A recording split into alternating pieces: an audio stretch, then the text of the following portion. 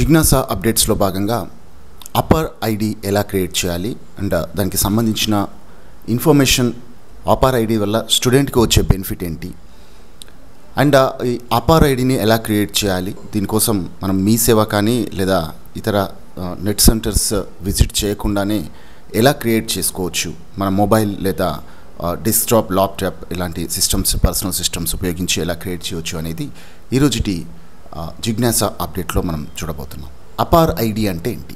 Automated permanent academic account registry అనేటువంటి ఒక పదానికి సంక్షిప్తం. అపర్ ఐడి అనేది ఒక 12 అక్షరాలతో ఉండేటువంటి ఒక ఐడి. ఇది ఇండియాలో అందరి స్టూడెంట్స్కి కూడా అప్లై అయ్యేటువంటి ఒక ఐడి అన్నమాట. ఈ అపర్ ఐడిని ఉపయోగించి మనం అకాడమిక్ అచీవ్మెంట్స్ అన్నింటినీ కూడా కంప్యూటరైజ్డ్ ఫార్మాట్లో అంటే డిజిటల్ ఫార్మాట్లో ఉపయోగించవచ్చు. అలాగే ఒక విద్యార్థి తను వివిధ ఇన్స్టిట్యూషన్స్లో వివిధ కోర్సెస్లో తను పొందినటువంటి క్రెడిట్స్ ఏవైతే ఉన్నాయో వాటన్నిటిని కూడా అపర్ ఐడికి ట్రాన్స్ఫర్ చేసి అక్కడ భద్రపరచుకోవచ్చు. సో ఎప్పుడైతే తన ఎర్నింగ్స్ చెక్ చేసుకోవాలనుకుంటారో ఇక్కడ ట్రాన్స్ఫర్డ్ క్రెడిట్స్ అంటే ఏ అకాడమీ ద్వారా, ఏ కోర్స్ ద్వారా, ఏ ఇన్స్టిట్యూషన్స్ ద్వారా ఎన్ని క్రెడిట్స్ అతను పొందాడో అవన్నీ కూడా క్యుములేటివ్గా ఇక్కడ అపర్ ఐడిలో చూసుకోవచ్చు అన్నమాట.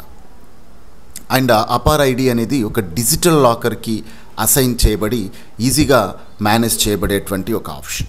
ఇంకా ఈ అపర్ ఐడి యొక్క ఫీచర్స్ కనుక మనం చూడాలి అనుకుంటే ఇది ఒక లైఫ్ లాంగ్ అకాడమిక్ ఐడిగా మనం పేర్కోవచ్చు. ఇండియాలో ఫస్ట్ టైం ఉపయోగిస్తున్నటువంటి ఐడి అనమాట. సో ఇప్పటివరకు విద్యార్థికి ఒక లైఫ్ లాంగ్ అకాడమిక్ సంబంధించినటువంటి ఐడి ఏది లేదు.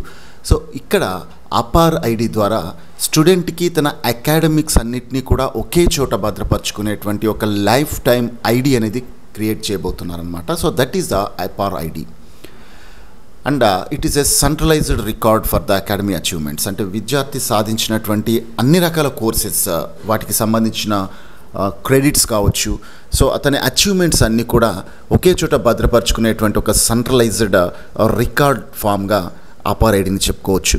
సో దీంట్లో విద్యార్థి ఎలాగైతే ఒక్కొక్క ఇన్స్టిట్యూషన్ మారుతూ వెళ్తుంటాడో సో ఆ ప్రతి ఇన్స్టిట్యూషన్ నుంచి అతను పొందినటువంటి క్రెడిట్స్ అన్నీ కూడా ఒకే చోట పొందుపరచబడి ఉంటాయి. సో దాని ద్వారా అతని క్రెడిట్స్ అన్నీ కూడా ఒకే ఐడి ద్వారా ఆపరేట్ చేయబడతాయి, అలాగే మేనేజ్ చేయబడతాయి. అపర్ ఐడి అనేది ఒక సెక్యూర్ స్టోరేజ్ ప్లాట్ఫామ్ని ఉపయోగించుకుంటుంది. అది డిజిటల్ లాకర్. సో డిజిటల్ లాకర్తో లింకప్ అయ్యి కూడా అపర్ ఐడి అనేది వర్క్ చేయడం జరుగుతుంది. ఈ అపర్ ఐడిని కూడా చాలా గవర్నమెంట్స్ అంటే సెంట్రల్ గవర్నమెంట్ కావచ్చు, అలాగే ఎడ్యుకేషనల్ ఇన్స్టిట్యూషన్స్ కావచ్చు, ఇవన్నీ కూడా రికగ్నైజ్ చేశాయి మరియు వాటిని ఫాలో కూడా కావడం జరుగుతుందన్నమాట. సో దీనివల్ల ఒక స్టూడెంట్కి తన అకాడమిక్స్ అన్నిటికి సంబంధించినటువంటి రికార్డ్స్ని లేదా క్రెడిట్స్ని అన్నింటినీ కూడా ఒకే చోట యాక్సెస్ చేసేటువంటి ఒక ఫెసిలిటీ అయితే ప్రొవైడ్ చేయబడుతుంది. సో దీని ద్వారా స్టూడెంట్ పేపర్స్ని క్యారీ చేయాల్సిన అవసరం లేదు, మాన్యువల్ వెరిఫికేషన్స్కి అటెండ్ అవ్వాల్సిన అవసరం లేదు. సో తను పేపర్ వర్క్ ఏదైతే ఉందో బోనఫైడ్ ఇలాంటి పేపర్ వర్క్స్ ఏవైతే ఉన్నాయో ఇవన్నీ కూడా డిజిటల్ ఫామ్లో అపర్ ఐడి పేరుతో సేవ్ చేయబడతాయి అన్నమాట. సో అపర్ ఐడిని సంబంధిత ఇన్స్టిట్యూషన్కి కానీ లేదా ఎవరికైతే షేర్ చేస్తాడో with the consent of the student, so ఆ వ్యక్తి పేపర్లెస్గానే స్టూడెంట్ యొక్క ప్రోగ్రెస్ మొత్తాన్ని కూడా గమనించడానికి అవకాశం ఉంటుంది. సో ఇది అపర్ ఐడికి సంబంధించినటువంటి ఓవర్వ్యూ. అలాగే ఆటోమేటెడ్ పర్మనెంట్ అకాడమిక్ అకౌంట్ రిజిస్ట్రీని ఆ ఐడిని ఎలా జనరేట్ చేసుకోవాలి, సో అదంతా ఎలా చేయాలి అనేది ఇప్పుడు మనం చూద్దాం. సో దీనికోసం డిజిటల్ లాకర్ అనేది ఒక ప్లాట్ఫామ్. సో ఈ డిజిటల్ లాకర్ ప్లాట్ఫామ్ నుండి కూడా స్టూడెంట్ తన అపర్ ఐడిని ఈజీగా జనరేట్ చేసుకోవడానికి అవకాశం ఉంటుంది. ఇక్కడ డిజిటల్ లాకర్ అనేటువంటి ఆప్షన్ వస్తుంది. సో డిజిటల్ లాకర్ అనే ఆప్షన్ని కనుక మనం క్లిక్ చేసినట్లయితే ఫస్ట్ టైం మీరు ఇదివరకు డిజిటల్ లాకర్ అకౌంట్ని క్రియేట్ చేసుకొని ఉంటే సైన్ ఇన్ ద్వారా మీరు యాక్సెస్ చేసుకోవచ్చు. ఒకవేళ ఫస్ట్ టైం ఇప్పుడే డిజిటల్ లాకర్ని యూజ్ చేస్తున్నట్లయితే సైన్ అప్ అనేటువంటి ఆప్షన్ ద్వారా మీరు ఒక డిజిటల్ లాకర్ క్రెడెన్షియల్స్ని క్రియేట్ చేసుకోవచ్చు. సో దానికోసం మీరు ఇచ్చేటువంటి డేటా అంతా కూడా మీ సర్టిఫికేట్స్ అండ్ ఆధార్ కార్డ్తో లింకప్ అయిన డేటాని, అంటే దట్స్ మీన్ సర్టిఫికేట్లో ఏ రకంగా అయితే డేటా ఉందో ఆ డేటాని మీరు ఇక్కడ ప్రొవైడ్ చేయాల్సి ఉంటుంది. సో ఫుల్ నేమ్ దగ్గర just enter your full name and date of birth దగ్గర మీ యొక్క డేట్ ఆఫ్ బర్త్ ఏదైతే ఉందో అది సెలెక్ట్ చేసుకోవాలి. సో ఇవన్నీ కూడా as per the records. So మీ రికార్డ్లో మీ డేటా ఎలా ఉందో అలా ఎంటర్ చేయాల్సి ఉంటుంది. and you have to select the gender and the mobile number also here. So then email ID. ఇక్కడ ఒక 6 డిజిట్ సెక్యూరిటీ పిన్ని కూడా మీరు ఎంటర్ చేయాల్సి ఉంది. సో ఇక్కడ డేటా ఎంటర్ చేశాక సబ్మిట్ అనే బటన్ పైన క్లిక్ చేస్తాం. సో ఇప్పుడు ఏ మొబైల్ నెంబర్ అయితే మనం ఎంటర్ చేశామో ఆ మొబైల్ నెంబర్కి ఒక ఓటీపీ అనేది షేర్ అవ్వడం జరుగుతుంది. సో ఆ ఓటీపీని మనం ఇందులో ప్రొవైడ్ చేయాల్సి ఉంటుంది. సో దెన్ ఓటీపీ ప్రొవైడ్ చేశాక మళ్ళీ సబ్మిట్ అనగానే ఇక్కడ ఆధార్ వెరిఫికేషన్ అడుగుతుంది. సో ఇక్కడ మన యొక్క ఆధార్ అంటే ఏ విద్యార్థి అయితే ఆపార్ ఐడి క్రియేట్ చేయాలనుకుంటున్నారో తన ఆధార్ ఐడి ఎంటర్ చేయాలి. సో ఎప్పుడైతే మీరు ఓటీపీ రిక్వైర్ ఉంటుందో అంటే ఆధార్ కార్డ్ నెంబర్ ఎంటర్ చేస్తారో అప్పుడు ఆధార్ లింక్డ్ మొబైల్కి ఒక ఓటీపీ రావడం జరుగుతుంది. ఓటీపీని కూడా ఇక్కడ మీరు ప్రొవైడ్ చేయాల్సి ఉంటుంది. సో దెన్ సబ్మిట్ బటన్ పైన క్లిక్ చేయాలి. సో ఈ రకంగా మనం క్రియేట్ చేసుకోవచ్చు. లేదు ఒకవేళ మీరు ఇదివరకే ఆల్రెడీ డీజీ లాకర్కి సంబంధించి లాగిన్ కనుక మీరు క్రియేట్ చేసుకొని ఉంటే డైరెక్ట్గా సైన్ ఇన్ పైన క్లిక్ చేసి మీ యొక్క క్రెడెన్షియల్స్ ఇక్కడ ప్రొవైడ్ చేయడం ద్వారా లాగిన్ అవ్వచ్చు. సో మనం ఏ మొబైల్ నెంబర్ అయితే ఎంటర్ చేసామో ఆ మొబైల్ నెంబర్కి ఓటీపీ కూడా రావడం జరుగుతుంది. సో ఆ ఓటీపీని ఇక్కడ ప్రొవైడ్ చేసి జస్ట్ సబ్మిట్ పైన క్లిక్ చేయగానే మన డీజీ లాకర్లోకి ఎంటర్ కావడం జరుగుతుంది. So this is the DG locker information. So ఇదివరకు మనకి ఏ కార్డ్స్ అయితే ఇష్యూ అయ్యాయో సో వాటి లిస్ట్ అంతా ఇక్కడ మనకు రావడం జరుగుతుంది. ఇది మామూలుగా డీజీ లాకర్ యొక్క స్క్రీన్. ఇప్పుడు దీంట్లో మనం ఆపార్ ఐడి క్రియేట్ చేయాలి అనుకుంటే ఇక్కడ న్యూ ఇన్ డీజీ లాకర్ అనేటువంటి ఆప్షన్ కనిపిస్తుంది.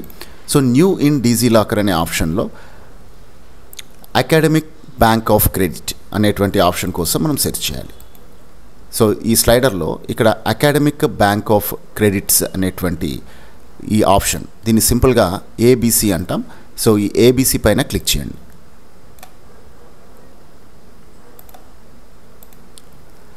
సో ఇది ఆపార్ ఐడికి సంబంధించిన ఇన్ఫర్మేషన్ మనకు రావడం జరుగుతుంది. సో ఇందులో name, date of birth, gender and mobile number ఈ 4 డీటెయిల్స్ ఏవైతే ఉన్నాయో ఇవి ఆల్రెడీ మనం ఎంటర్ చేసినటువంటి డీజీ లాకర్ క్రియేట్ చేసేటప్పుడు ఏ డీటెయిల్స్ అయితే ఎంటర్ చేసామో ఆ డీటెయిల్స్ యాజ్ ఇట్ ఈస్గా ఇక్కడ రావడం జరుగుతుంది.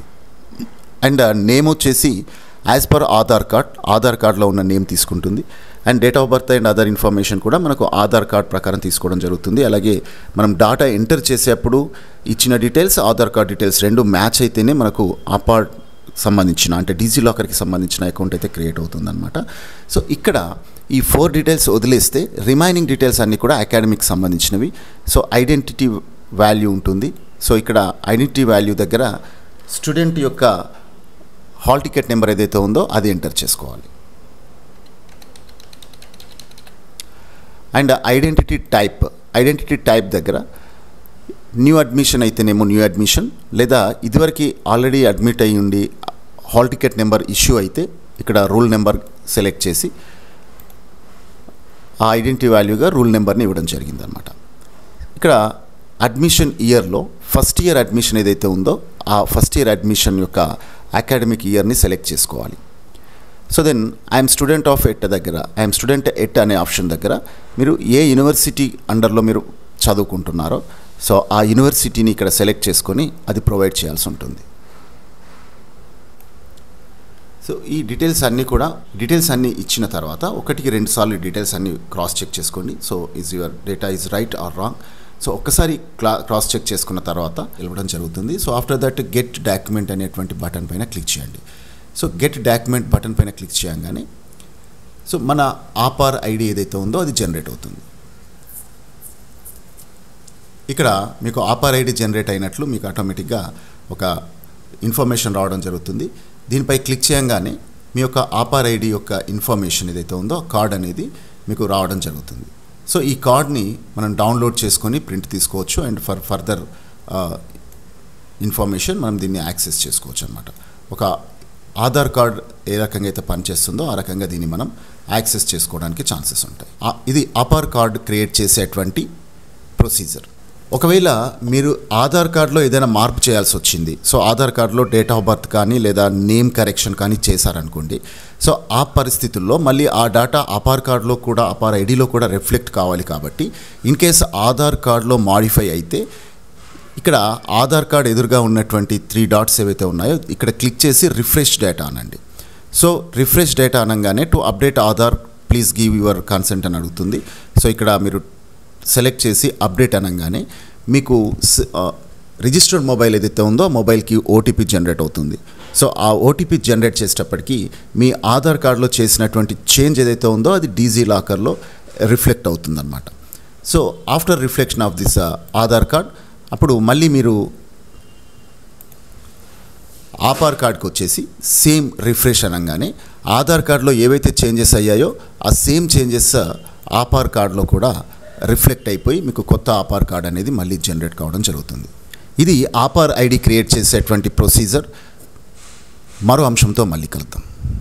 సరికొత్త అంశాలని మీ ముందుకు తీసుకొచ్చేటువంటి జిజ్ఞాస యూట్యూబ్ ఛానల్ని సబ్స్క్రైబ్ చేయండి, మీ ఫ్రెండ్స్తో షేర్ చేయండి, లైక్ ఇంకా కామెంట్ చేయండి. Thanks for watching.